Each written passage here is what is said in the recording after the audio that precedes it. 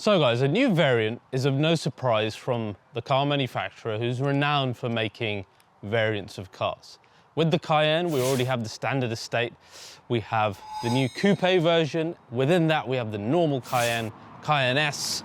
We have the Cayenne Turbo, the Cayenne Turbo SE Hybrid, and the amazing GTS that we drove.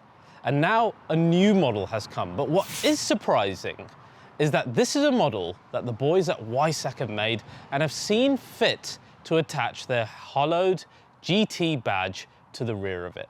It is a car that is potentially going to be even rarer than a GT3 on the road if allocation is to be believed, but it is such an amazing car that Lars Kern, the same man who smashed the Nurburgring record recently with the GT2 RS MR, who smashed the 918's record with the new GT3, and who smashed the four-door record with the Panamera, just destroyed the Nurburgring SUV record with this car with a stunning 7 minutes and 38 seconds in this large SUV. Today, we've got a first look to explore just what the boys at Weissach have done in order to achieve this and to make the Turbo GT worthy of that name. So let's dive in and check out this, the brand new Porsche Cayenne Turbo GT.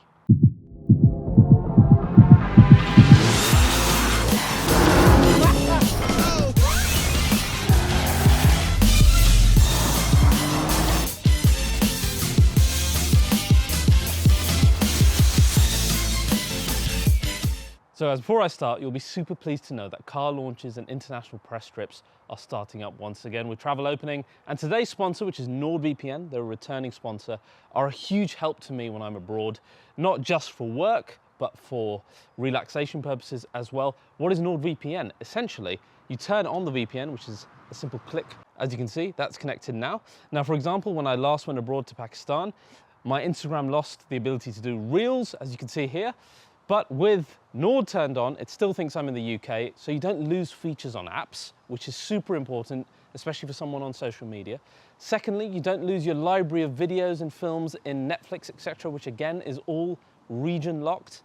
And then you've got the usual stuff with VPNs, like protecting your data, keeping you anonymous online. All of that is true as well, keeping your credit card information safe. It's really so key for me when I travel now. It's on every single device I have. For you guys, I have a special offer, which you can see right here. Avail it. Please do support our sponsors. Thanks again to Nord. Let's jump into the episode. Right guys, let's start off with some basics. First of all, Turbo GT only available as a coupe. Secondly, it comes with all of the chassis systems available to a Turbo or a GTS.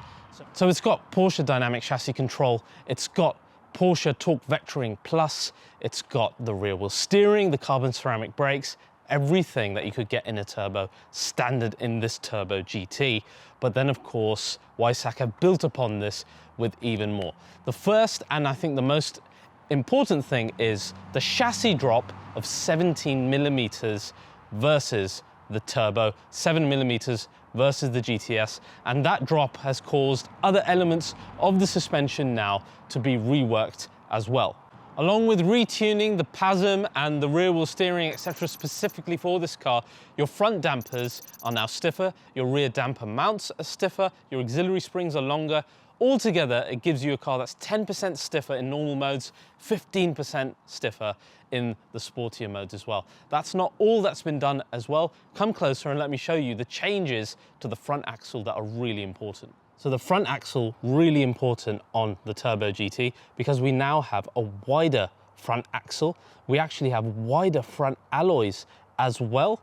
We've got increased camber on the front of 0.45 degrees on the Turbo GT, which is, I don't know if you can perceive it there, but it's a pretty aggressive change in the camber. And then that's not all. The car comes standard with Pirelli P0 Corsa tires, which I'll flip around and show you here, which are very aggressive track tires. And they've been developed specifically with Pirelli for the Turbo GT, just as Porsche would develop tires for a real GT product. Now the engine is an interesting one. I actually learned some stuff about this today. The wonderful V8 that we loved so much in the Cayenne GTS, loving the Turbo GT badging there. And it really does deserve it actually, because This was designed at Weissach and built at Zuffenhausen to Porsche's spec. So it's actually a Porsche built engine. And I didn't realize this, but each manufacturer actually handles the building and the intricacies of the engine themselves. So very much a Porsche unit built at Zuffenhausen, which is quite cool. Now, in terms of what's changed, we've got a new crankshaft, new connecting rods, new pistons, a new timing change. Lots changed within this. We're not just talking about a remap. These are new parts going into this engine. We've also got an increase of boost pressure of 0.1 bar or something in here. Modifications to the engine mounts as well to deliver that power more efficiently. So overall, this engine gives you 640 PS, which is 90 over the last car, 850 Newton meters, which is 80 over the last one, and a 0 to 60 of 3.3 seconds, which is a 0.6 improvement. So no messing around with the performance figures on this car. Now, just look at this thing sat there. Does it not look fantastic?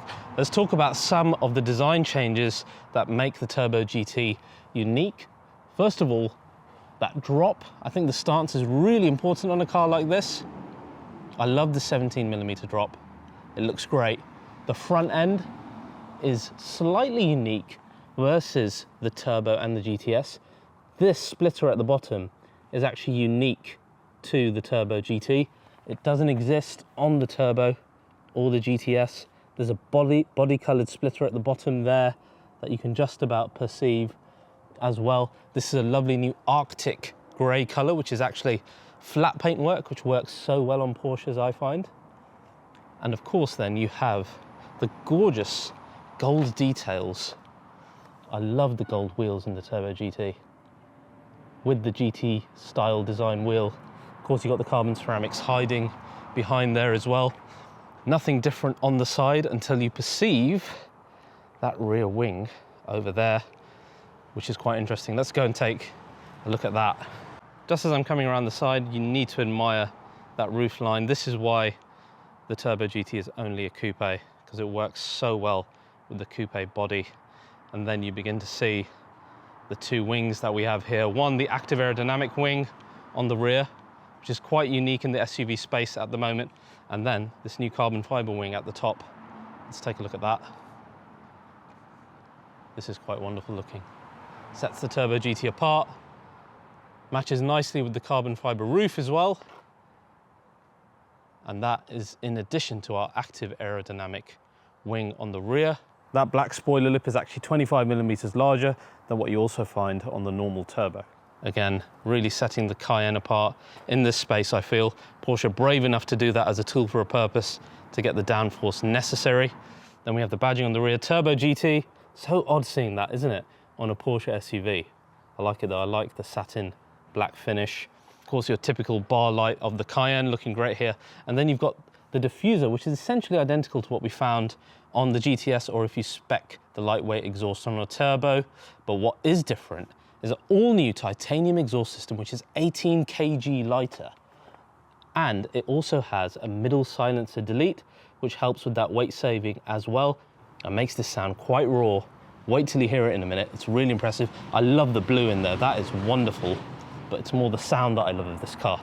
The sound is one of the best V8 sounds I've heard in any modern car. I can't wait to show you. In fact, let's show you right now. Let's get inside and show you some of the unique details of the Turbo GT interior as well. Now guys, this is quite weird. We've got a German press car here, all the way from Zuffenhausen or Weissach, but it's right-hand drive. And that doesn't happen often. Though I'm quite happy that it happened because it makes this easier to drive on UK roads. But just an oddity here, if you guys have been following our press drive experience at Porsche specifically, right guys, bear with me. I will show you that exhaust sound, I promise, right after I show you some of the really cool, unique elements of the Turbo GT interior. As you would expect, lots of use of race text or Alcantara all around the car versus your standard Cayenne. So you've got the lovely GT Sport steering wheel. And one tiny thing I adore, and I do adore it despite the fact that it's such a small touch, is the red button for the sports response button here. It's a small thing, but it just makes this car feel special. You'll notice this particular interior has the beige stitching, which goes really nicely with the gold on the outside and matches great with the interior stitch, as well as you'll see throughout this interior review, including like here on the dash with the stitching. Got Alcantara on the sequential gear shifter as well. You've got it on the famous Cayenne handlebars. This is Porsche exclusive manufacture, having Turbo GT on the armrest here, which I love. Is one of my favorite parts of this.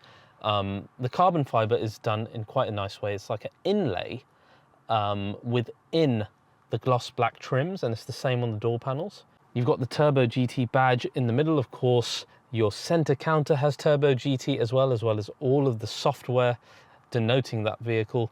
We've got the latest PCM system in here as well, which is completely Apple CarPlay and Apple Music compliant now. So that's the latest one that you can finally now get in the Cayenne. More important than all of that, I think, are the seats. The seats look fantastic. They've got this unique perforated look, which is totally, again, unique to Turbo GT, with this stripe that goes down the middle of the seats, again in that same beige color, matching nicely with the gold. You've got Turbo GT on the headrest as well. We've got, again, they look gold to me. I think they look gold. Gold seat belts, again, matching nicely with the wheels on the outside. On the rear, like the lightweight package GTS that we tried, there's only 2 seats. So the middle section, I seem to be getting more of these cars lately. M5 CS was the same. So these track-based cars getting rid of the middle seat. I don't know why, just put the middle seat in there. It's so practical. Anyway, they look great because they're stitched in the exact same way as these front seats. You've got Turbo GT on the headrests as well. Perfectly comfortable, just like the normal Cayenne. So all in all, it's actually a really, really eventful interior. I love all the Alcantara, but really the thing that sets this thing apart is how good the V8 sounds in the modern world. Just listen to this thing. Let's put it into sport.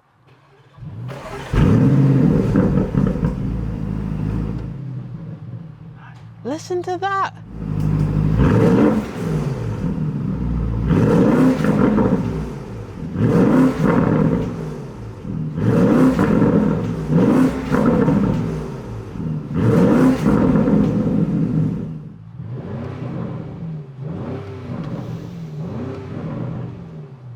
How have Porsche done this? I mean, what trickery is going on within this exhaust system? Obviously the silencer in the middle is gone, but the revs sound brilliant. In fact, they sound even better when you're driving, and even if you're driving slow. And that's the first thing I want to show you when we go on this drive. All right, guys, limited edition Turbo GT, rarer than a GT3. What's it like? Well, first 100 yards, you can hear that V8 rumble, so gorgeous and strong. Now, it's not the loud exhaust that you find from a 2016 non-OPF car, but I'll tell you what, the revs are as pleasurable as something from that era. Really, I've seen no one else able to do something like this. This is the most pleasurable V8 rumble that I've heard in a new car. To be honest, Cayenne GTS was the same. This just sounds a bit more audible. I'm wondering if that's the removal of that middle silencer, but whatever it is, definitely doing the trick, because it sounds so nice even doing 30-40 miles per hour.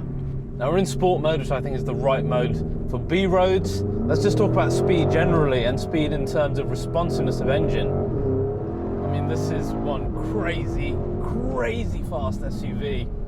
As fast as I've ever driven, right up there with anything that's come out of Lamborghini, AMG, BMW M, Audi. This is extremely fast, but difference with Cayenne always, as we found with GTS, is how light the car feels, even when accelerating.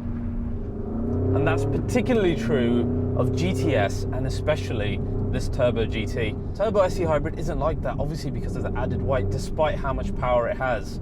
But GTS and Turbo GT feels so nimble. They feel like they're a class below this in like GLC category of car. And that translates into the handling as well, where you're just like, this can't be this size of car, surely. It must be a super saloon, it must be a smaller SUV. But it's not, it is a full-size SUV able to smash the Nurburgring record of a smaller car. Engine responsiveness is as good as any Hot V setup V8 I've ever driven. The nice thing about Turbo GT is that even though we've got the torque converter, the responsiveness of the gearbox is that much more improved. It's the only torque converter I think I've used that's actually quite snappy on downshifts as well. Listen to this.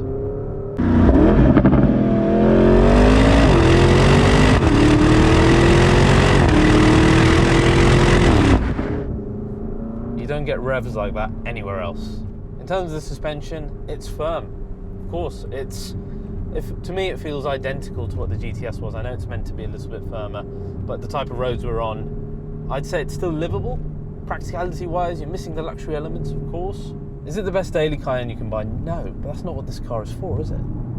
But it just feels more purposeful, even when you're driving it slowly. Even if I put it into the most comfortable normal mode, it still feels more purposeful than the Urus does. So I recently drove the M5 CS on these same roads. When I say recently, I mean this morning. Of course, that's a lighter car, same horsepower, less torque, etc. But you know, it's tough competition for something like this in my brain that's just been driving that. But I'll tell you what, this, for a giant SUV, is pretty stunning regardless. Immediately what's lovely is the steering. As I always say about Porsche, such great steering, like fingerprint precision here, which is wonderful.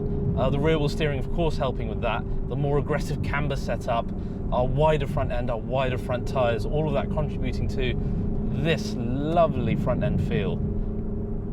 That just makes the car just feel so much smaller. But the joy is when you pile on the speed, then you test what something like this can do. I'm talking some serious speed here. Carbon ceramic brakes doing their work as we turn in, and lots of feedback, very direct turn in. Rear wheel steering doing its work as well. These are some tight pens, but this is where a car like this comes alive on a UKB road. Oh, it's glorious. What a thing! How does something so large shift so well? It always amazes me how these technically superior firms like Porsche, specifically the boys at Weissach, can make tiny changes that make such a huge overall difference to a vehicle. I was worried when they decided to give the GT badge to this, but the way it handles, there's really no wonder that these boys and girls were so confident about giving this car the badge. I'm braking later and later now, turning in more directly, direction changes at higher and higher speed. This shouldn't be capable with an SUV this size. Incredible speed, and the other thing that really helps is the responsive engine. I don't really denote any changes versus the already brilliant engine that was in the GTS, but the gearbox certainly, torque converter, shifting so quickly. So much we're able to tell from this first drive. I've really enjoyed it. It's such a theatrical car. The world of sport SUVs has moved on so much, and I think this one is cherry on top.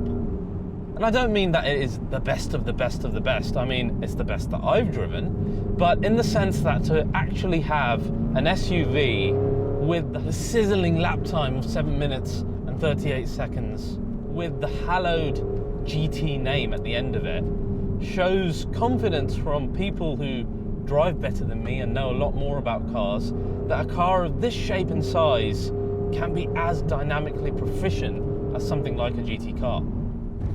To conclude, I must say that I've gained an appreciation of Lamborghini's Urus over recent times, having driven the X6M, the GLE 63S, Aston Martin's new DBX. Each of them did things pretty well on their own. And apart from the pretty abysmal steering feel of the Urus, it did the handling and the speed aspects in a combination that the others just simply couldn't match. DBX was great at handling, didn't really have the speed because it's underpowered.